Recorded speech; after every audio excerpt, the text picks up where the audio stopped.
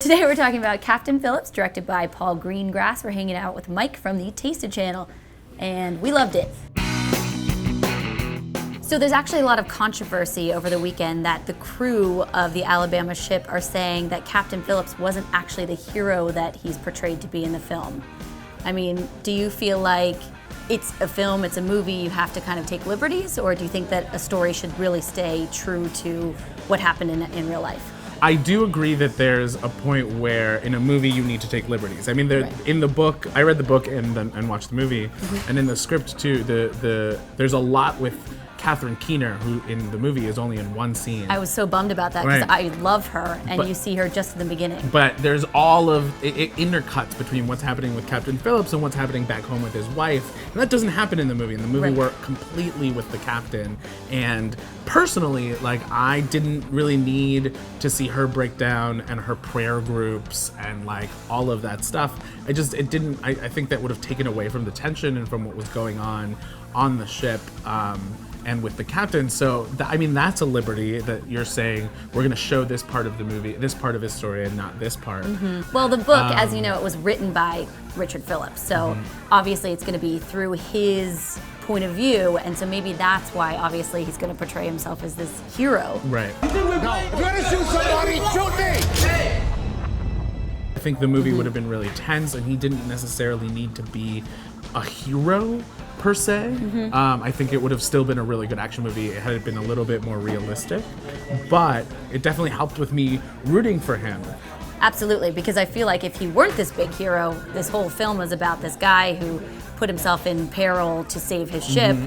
If he's just like haphazardly like, oh, I got taken, I don't think that would have been as much of a story. I really loved that I ended up caring about some of the Somali Pirates.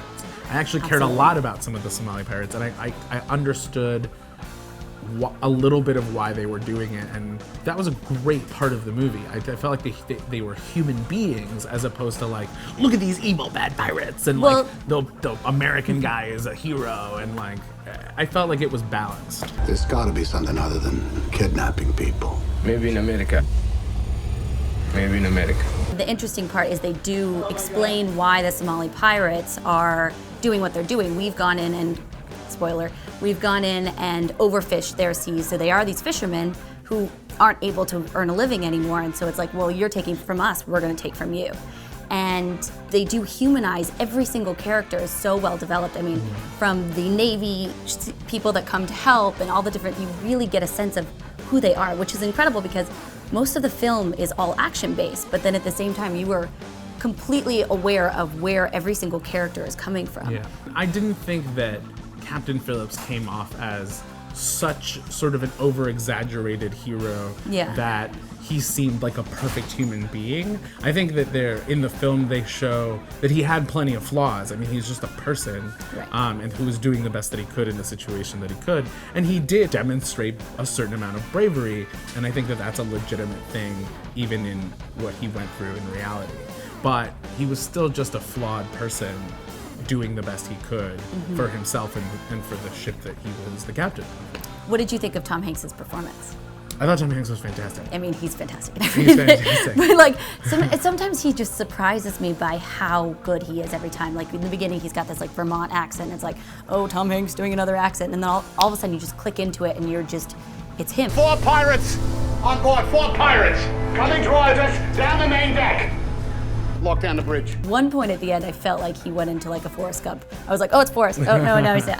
But well, it's funny because before they played the movie, they played the trailer for Saving Mr. Banks, which I also am really excited about seeing. But it was like watching him play Walt Disney, and I was like, oh, Tom Hanks is totally Walt Disney. And then 10 minutes later, I was like, no, he's totally Captain Phillips. It's so, I mean, I think he's incredible. I think this could be definitely Oscar-worthy again. I also want to mention Barkhad Abdi, the main Somalian pirate. This was his debut, and I feel like he did an incredible job. He is a Somalian actor, moved to Yemen, learned English apparently from Jay-Z songs and Seinfeld episodes. Look at me, sure. I'm the captain now. I just feel like this entire film was so well cast to a T. I mean, every single cast member was just perfect. I think that he did a supremely good job, but ultimately I think everybody did. I mean, all of the Somali pirates, all of the people on the ship, there's that saying that there's no part that's too small. Right. And I think that this is a great example of that, because any little small part that would have not held up to everybody else, the whole sort of like house of cards would have fallen apart. Whereas I think, absolutely. I think that everybody played their part so well that it built a really great story. It's literally the first movie that I feel like I've seen in a long time. It was just an incredibly well-crafted film. I think also worth mentioning is the screenplay adaptation by Billy Ray. I mean, I think that even though he based it on Captain Phillips's autobiography of what happened, he took a liberties and he just adapted it and turned it into a really great story. You know, I think Billy Ray's best known for having adapted The Hunger Games at this point, and so I think that as a writer, he created a really strong story, even if some of the details were a little different from what might have actually happened in real life. Ultimately, do you guys feel like for a movie that is based on a true story, does it have to be spot on to what actually happened in real life? Or is it like Telephone? Do you get an adaptation once you hold a camera to something or write a book about it or make it an artistic piece? Does it become something else in and of itself? Does it have to be true to the actual true story?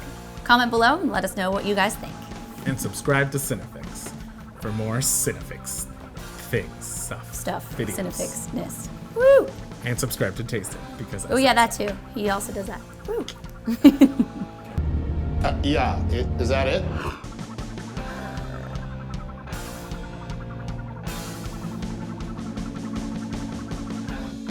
This is fate.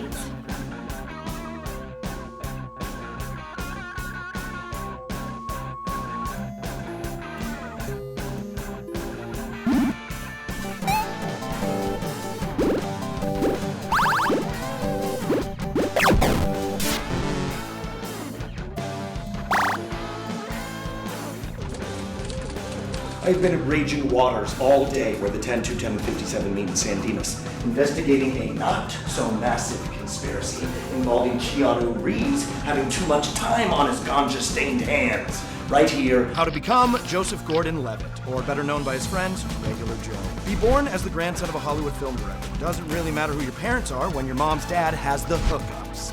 As early as 4, start your screen life in commercials, like this one for Cocoa Puffs. Yeah, you right.